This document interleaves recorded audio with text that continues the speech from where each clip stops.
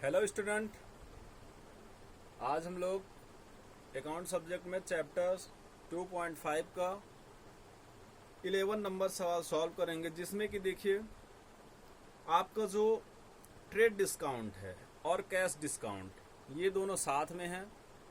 इसके पहले भी हम लोग एक सवाल ऐसा किए थे जिसमें आपका व्यापारिक छूट और नगद छूट साथ में था। तो हमने बताया है कि आपको व्यापारिक छूट का लेखा जर्नल में नहीं करना है, केवल उसके अमाउंट को माइनस कर देना है, और जो कैश डिस्काउंट होता है उसका लेखा भी हम यहाँ पे करते हैं। तो देखिए हमारा 11 नंबर सवाल क्या है। सभी बच्चे चैप्टर 2.5 के 11 नंबर क्वेश्चन को देखें और वीडियो देखने के साथ साथ सवाल को सॉल्व करने का भी प्रयास करें।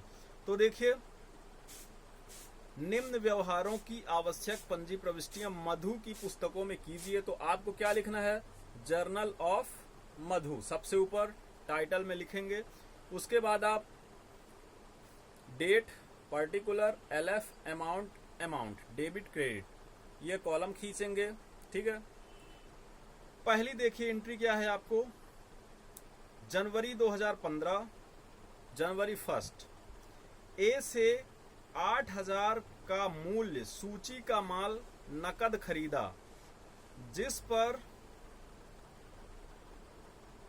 15% व्यापारिक छूट और 10% नकद छूट शामिल है।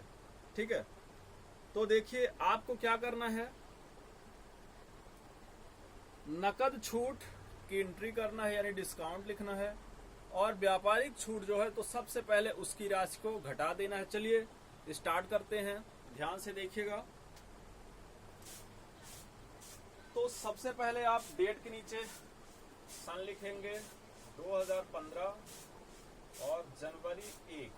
ठीक है, तो देखिए इसकी एंट्री क्या होगी। माल खरीद रहा है, खरीदना को हम क्या बोलते हैं? परचेज बोलते हैं। हमारा परचेज किस खाते में आता है? आपका ये वस्तुगत खाते में है, और वस्तुगत खाते में आने वाली वस्तुओं को क्या करते हैं? डेबिट करते हैं। तो लिखिए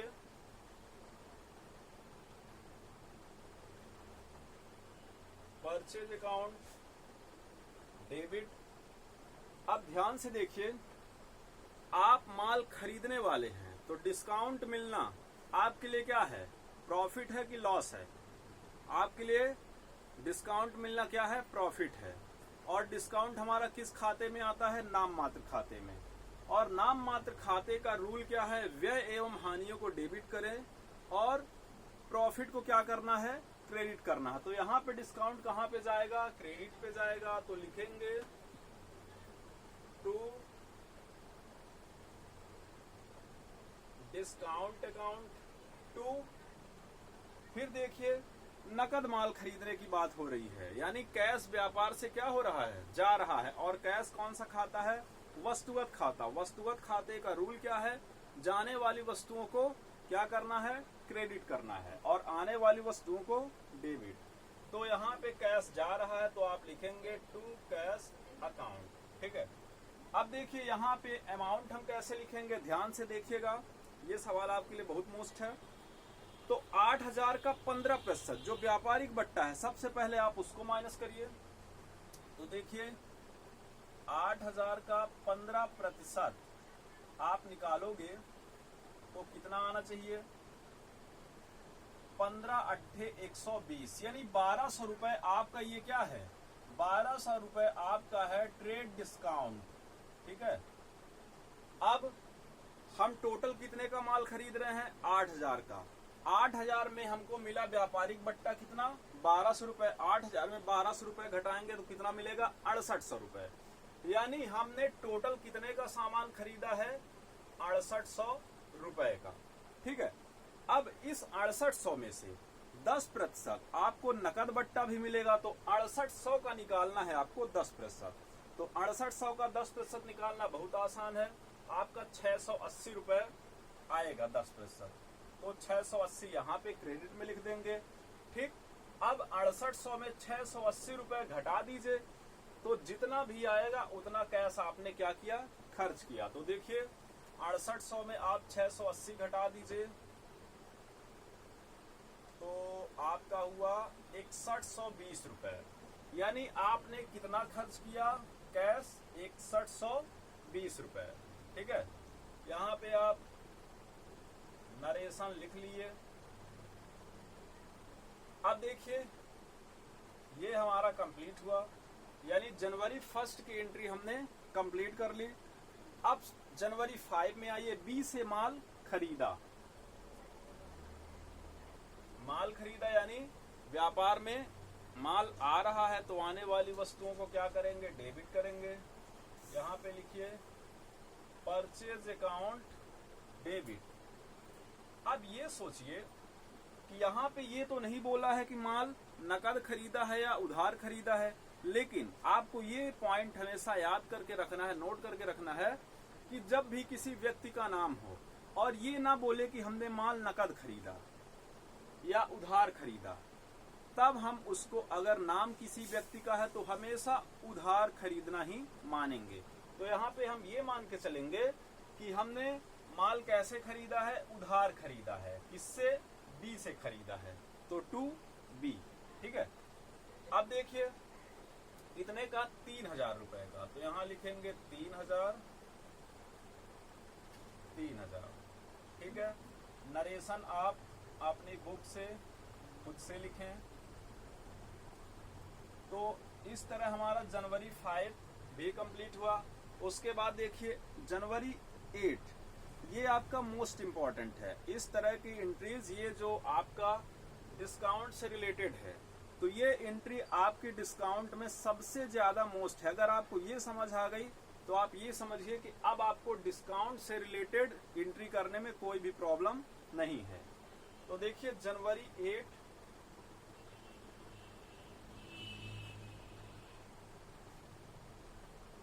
बोल रहा है सी को 4000 की मूल्य सूची का माल 20% व्यापारिक बट्टा एवं 10% नगद बट्टा देकर बेचा और उसने आधी राशि कैसी दी, नकद दी। कहने का मतलब व्यापारिक बट्टा हटाने के बाद यानी घटाने के बाद जो राशि बची उसकी आधी राशि उसने नगद चुका दी और जो आधी राशि बची उस पे 10% नकद बट्टा देने के बाद आपकी आधी राशि बकाया है और आधी राशि में 10% नकद बट्टा भी शामिल है। अब देखिए इसको हम कैसे लिखेंगे, तो देखिए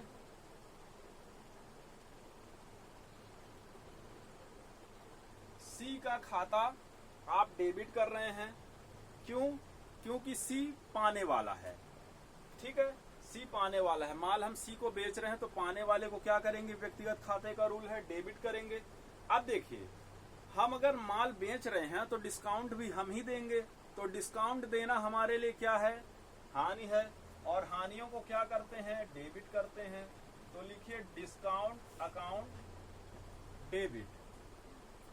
अब आपको ये भी ध्यान रखना है कि आधी राशि हमको कैसी मिली है, नकद भी मिली है। तो नकद मिला मतलब कैश मिला, और कैश आपका क्या है, वस्तुगत खाता है। वस्तुगत खाते में आने वाली वस्तुओं को क्या करते हैं, डेबिट करते हैं। तो आपको लिखना है कैश अकाउंट। ठीक है, कैश अकाउंट।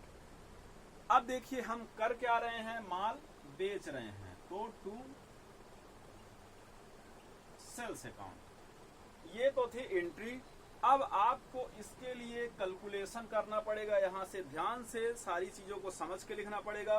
तो देखिए सबसे पहले तो हम व्यापारिक बट्टे को हटा देंगे, तो 4000 का 20% आप व्यापारिक बट्टा निकाल लीजिए। ट्रेड डिस्काउंट आपका कितना है, 4 दूनी 800, यानी 800 रुपए आपके क्या होंगे, माइनस हो जाएंगे। आपने 20% क्या दे दिया है, व्यापारिक छूट दे दी है। कहने का मतलब आपने टोटल कितने रुपए का माल बेचा, कितने का बेचा, बेचा तो 4000 का था, लेकिन व्यापारिक बट्टा को हम क्या करते हैं, हमेशा घटा देते हैं। तो हमने 3200 रुपए का माल बेचा। ठीक है, अब देखिए 3200 रुपए का माल हम जब बेचेंगे तो इसमें से हमको आधी राशि नकद मिली है और आधी राशि उधार है। तो देखिए 3200 का आधी राशि अभी हमको पाना क्या है, शेष है। ठीक है, 3200 की आधी राशि हमको पाना शेष है। किसके द्वारा, सी के द्वारा, यानी सी अभी हमको आधी राशि 3200 का आधा 1600 देगा। अब देखिए हमको कैश कितने रुपए मिला। तो देखिए आप सवाल में देखिए, आप देख रहे हैं कि 10% आपको नगद बट्टा मिला है। तो देखिए नगद बट्टा आपको पूरे 3200 में नहीं मिलेगा, आपको उसी पैसे में मिलेगा, यानी उसी रुपये में मिलेगा जितनी राशि खरीदने वाले के द्वारा चुकाई गई है। तो उसने आधी राशि तो दी ही नहीं, 3200 की आधी राशि दी ही नहीं और आधी राशि दी। तो आधी राशि जो राशि दी उस पे केवल आपको डिस्काउंट निकालना है। तो आधी राशि कौन सी दी, 1600 रुपए। अब देखिए 1600 रुपए पे आपको 10% नगद छूट देना है। तो 10% आपका कितना होगा, 1600 का 160 रुपए। ये आप डिस्काउंट में लिखे, यहाँ पे नहीं, डिस्काउंट के सामने लिखेंगे 160 रुपए। और अब ये सोचिए कि अगर 1600 में 160 रुपए डिस्काउंट दे दिए गए तो कैश कितना मिला, 1440 रुपए। ठीक है, अब देखिए दोनों को आप, ये आपका कंप्लीट हो गया। कहने का मतलब हमने इसको किस प्रकार सॉल्व किया, पहले तो जर्नल एंट्री लिख ली, उसके बाद देखिए सी को हमने माल 3200 का बेचा था जिसमें से उसने आधी राशि दे दी। ठीक है, पहले आधी राशि दे दी को समझते हैं। तो जिस राशि को वो देगा उसी राशि पे वो डिस्काउंट भी पाएगा। तो डिस्काउंट कितना मिला उसको, 1600 का 10%, तो 160 रुपए। और कैश कितना हमको प्राप्त हुआ, 1440 रुपए। और उसने आधी राशि नहीं दी, तो आधी राशि जो नहीं दी वो 1600 रुपए। और टोटल कितने का सेल हुआ, 3200 रुपए। तो इस प्रकार ये आपका आएगा। और ये भी ध्यान रखना है आपको कि अगर इधर 3200 आ रहा है क्रेडिट में, तो डेबिट में भी आपका प्लस करने पे 3200 हो। कहने का मतलब जर्नल का योग हमेशा बराबर होना चाहिए। आप इसको चेक कर सकते हैं, ये भी आपका 3200 रुपए ही आएगा। इसके बाद देखिए जनवरी 8 के बाद देखते हैं जनवरी 12। ई से 5000 रुपए के माल का आदेश मिला है। तो आप इस चीज का विशेष ध्यान रखेंगे कि जब भी किसी चीज के लिए खरीदने या बेचने के लिए आदेश मिलता है या आदेश दिया जाता है तो उसकी एंट्री आप जर्नल में नहीं करते हो। आपको ये बात ध्यान रखना है। आगे बढ़िए, मतलब जनवरी 12 की एंट्री आप नहीं करोगे। अब आगे बढ़ते हैं तो निजी उपयोग के लिए निकाले। ठीक है, क्या बोल रहा है, निजी उपयोग के लिए निकाले। उपयोग कौन करेगा, निजी उपयोग यानी व्यापार का जो स्वामी है, फर्म का स्वामी है, वो अपने पर्सनल यूज के लिए क्या क्या निकाल रहा है, नकद 100 रुपए और स्टॉक 200 रुपए, यानी गुड्स 200 रुपए का। तो आप इसकी एंट्री क्या करेंगे, ड्रॉइंग अकाउंट डेबिट, ये हमने आपको पहले भी बताया था, टू कैश टू स्टॉक। यहां पे इसको लिखिए जनवरी 15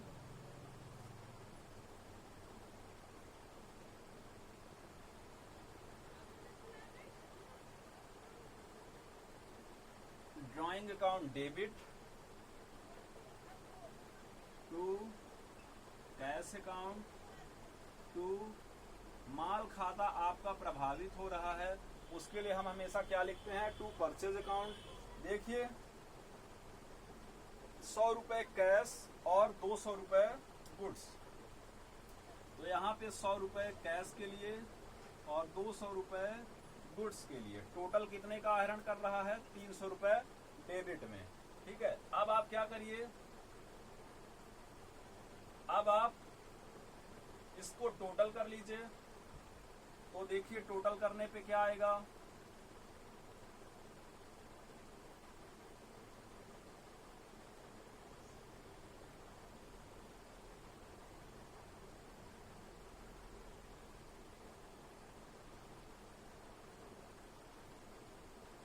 यहाँ पे आप लिखेंगे ग्रैंड टोटल उसके बाद देखिए अब जर्नल का योग पता करते हैं, तो हम लोग इसको क्या करेंगे, प्लस कर लेंगे। सबसे पहले क्रेडिट के अमाउंट को चेक करते हैं, तो देखिए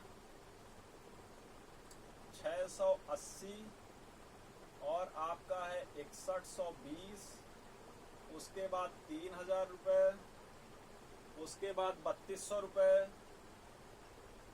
3200 के बाद आपका 100 रुपए और 200 रुपए।